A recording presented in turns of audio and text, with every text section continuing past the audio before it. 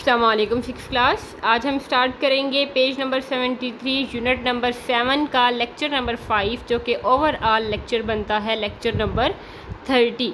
ठीक है, इसमें जो प्रीवियस 4 लेक्चर्स देखे थे उसके अंदर हम सोल्यूशन और सस्पेंशंस के बारे में देख रहे थे कि सोल्यूशंस बनते किस तरीके से हैं। ठीक है, अब हमने ये तो देख लिया कि सोल्यूशन किस किस तरीके से बनते हैं। अब वो सोल्यूशन कहाँ कहाँ इस्तेमाल हो सकता है ये चीज़ आज के लेक्चर में हम देखेंगे। तो स्टार्ट लेते हैं।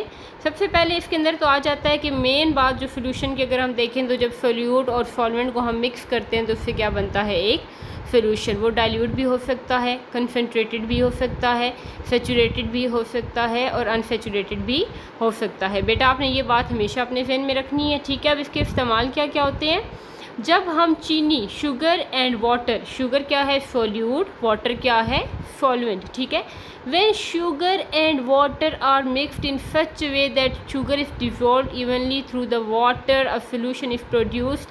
We use many kind of solution. अब जब हम किसी चीनी को पानी के अंदर हल करते हैं तो जो चीनी है, जब पानी और चीनी को मिक्स करते हैं बेसिकली, तो क्या होता है कि चीनी पानी के अंदर मुकम्मल तरीके से हल हो जाती है। तो उससे क्या बनता है, एक सोल्यूशन बनता है। इसी तरह मुख्तलिफ़ किस्म के सोल्यूशन हम इस्तेमाल करते हैं, जैसे नींबू पानी आप देख लें, जामे शीरी का आप बनाते हैं जो सोल्यूशन है। ठीक है, नमक को आप पानी में हल करते हैं और डिफरेंट टाइप के सोल्यूशन, इनको हम जो है वो घोलते हैं पानी के अंदर। बहुत टाइप के जो है वो सोल्यूशन, हमारे फूड कलर्स को हम पानी के अंदर हल करते हैं। ये सारे के सारे क्या हैं, डिफरेंट टाइप के सोल्यूशन आ जाते हैं।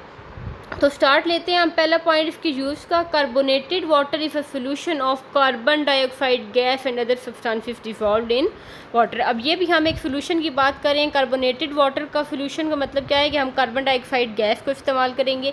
वो गैस जो फिजी ड्रिंक्स में, ये जो कोल्ड ड्रिंक में गैस होती है उसको भी, वो भी कार्बन डाइऑक्साइड होती है। ठीक है, केक्स को जो है वो फुलाने के लिए भी कार्बन डाइऑक्साइड इस्तेमाल होती है। तो जब हम कार्बन डाइऑक्साइड गैस को पानी के अंदर हल करते हैं तो उससे एक सोल्यूशन बनता है। ठीक है, when we shake a can of carbonated water, तो जब हम उस कार्बोनेटेड वाटर को, ये जो एक सोल्यूशन बन गया, इसको जब हम हिलाएंगे ज़ोर से, तो जो गैस है वो क्या करेगी, वो पानी से अलग होना शुरू हो जाएगी। और अगर कैन बंद है तो क्या बनेंगे कि इस गैस के बबल बनना शुरू हो जाएंगे और ये जो प्रेशर है ये बढ़ेगा और इससे क्या होगा, हमारे पास ये जो है वो उसी कैन के अंदर बबल्स बनना शुरू हो जाएंगे क्योंकि गैस बाहर नहीं निकल सकती।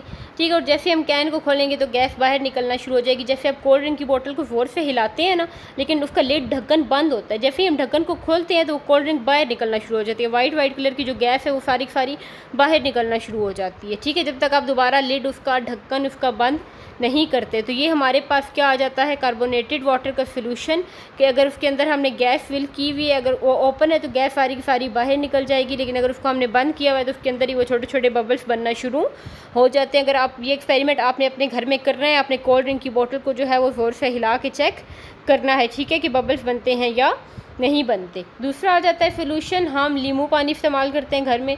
We use lemonade and tea in our homes, अपने घर में हम चाय बनाते हैं, चाय भी तो एक सोल्यूशन ही है।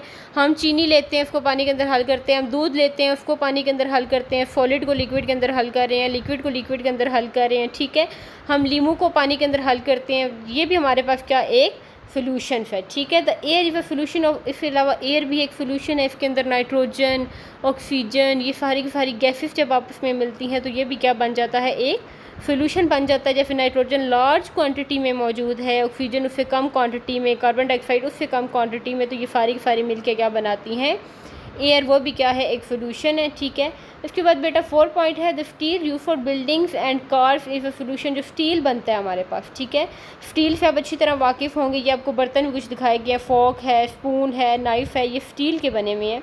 इसको हम इमारतें बनाने में भी स्टील इस्तेमाल होता है। ठीक है, गाड़ियाँ जो हमारी होती हैं उसमें भी स्टील होता है, लेकिन वो सोल्यूशन कैसे है, अ सोल्यूशन ऑफ 2 और मोर मेटल, जब 2 या 2 से ज़्यादा मेटल मिलते हैं तो वो क्या चीज़ बनती है, एलॉय।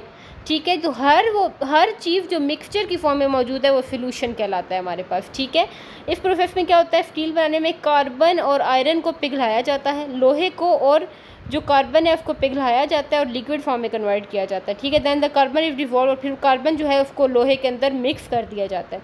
ये भी क्या है, हमारे पास एक सोल्यूशन है। और समुद्रों में देखें तो जो नमकियात होती हैं वो भी पानी के अंदर हल हुई होती हैं और समुद्र का पानी भी क्या है, एक सोल्यूशन है हमारे पास। तो ये क्या आ जाता है, कुछ टाइप्स आ जाती हैं सोल्यूशन की भी, और ज़रूरी नहीं कि सोल्यूशन में सिर्फ पानी ही इस्तेमाल होता हो। ठीक है, कोई भी ऐसी दो चीज़ें, एक जो कम क्वांटिटी में हो जिसको हम सोल्यूट का नाम देंगे, एक वो चीज़ जो ज़्यादा क्वांटिटी में हो जिसको हम सॉल्वेंट का नाम देंगे, वो दोनों की दोनों मिलके सॉल्यूशंस बना सकती हैं। ठीक है, तो ये हमारे पास क्या आ जाता है, यूजेस ऑफ सॉल्यूशन। कल इंशाल्लाह हम सस्पेंशंस के बारे में देखेंगे कि क्या होते हैं सस्पेंशंस और उसकी यूजेस क्या होते हैं इंशाल्लाह। Thank you so much.